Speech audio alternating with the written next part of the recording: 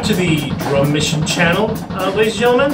And one of the purpose of this channel, if you watch the rest of my videos, is to teach you how to practice, especially at times like now, just make you aware of how we don't know what we're going to have next. Maybe we won't have internet. Maybe, who knows what we're going through, especially in this particular time in 2020. So this is to help you to some pointers on things, but yes, to how to break down stuff and learn to practice it. So this is something I get emails about, and it's the Bonham Triplets.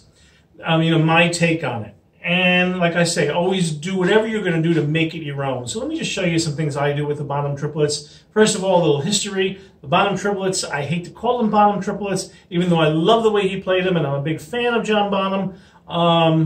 They're really the Elvin Jones Triplets. He's the one that really, I think, brought these to light. And you should go back and listen to Elvin because he did these all the time. Anyway, what are the Bonham Triplets? So I have this set up as a lefty kit because I am left-handed. And basically, I want you to think about a little bit of melody in this, right? This is highest, next highest, lowest, right? So it is basically, that's the way he did it. It's, triplets are 1 into 2 into 3 into 4 into, so he did rack, floor, kick. Now for me, I'm left-handed. That's my right, my left, and my kick. If you're right-handed, it would be this way. It would be your left, your right, and your kick. That's basically the way he played it. And you heard this a million times. First, I'll do it slow, and you should do it slow so you get it nice and even. 1 and 2 and 3 and 4 and 1 and 2 and 3.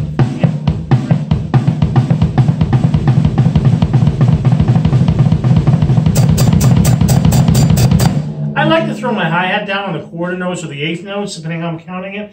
It just makes everything really, really even. I like it to be even. You don't have to, though. Bonham, I don't think did that a lot. He might have. I'm not really sure. But this is the actual lick.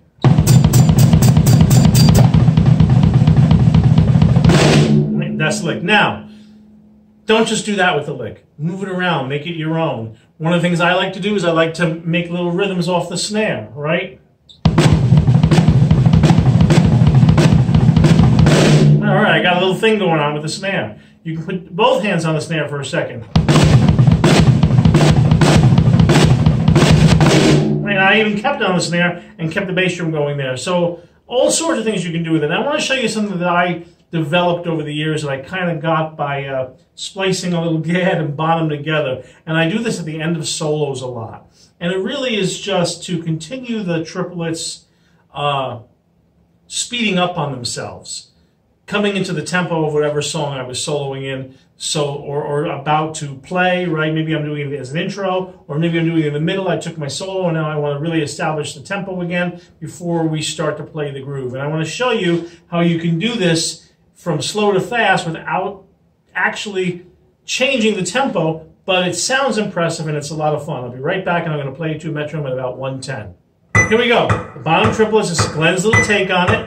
Again, take my take, improve on me, do your own video, put it in my comments. But here we go. I'm going to start out with kind of basically triplets, and then keep sort of not really doubling my tempo, but keep changing the tempo of my hands without changing the actual tempo of the song. So here we go.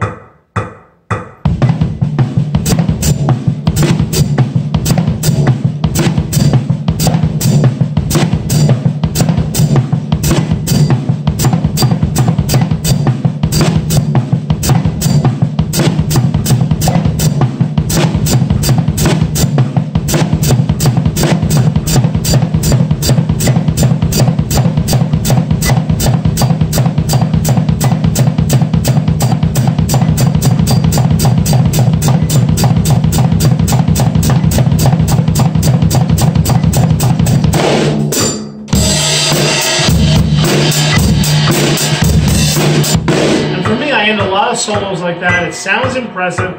People dig it because people think I went faster and faster. But really, all I did was bring the band back into tempo. These are tricks to make you sound pro, because your job is to make that team that you play with, the band, sound great.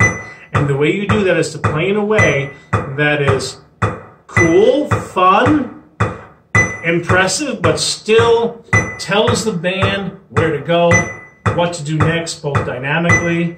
You're all in sync together. Now, yes, you can take cues from the guitar player or from the vocals, but a lot of times you can tell them during a solo or during one of their solos, yes, we're going this way, we're going that way, and make that band sound tight. That is the drummer's job. And I know you've heard this before, and I'll close with this. A good drummer who knows his job and knows how to direct the band in time and feel will make a mediocre band sound great.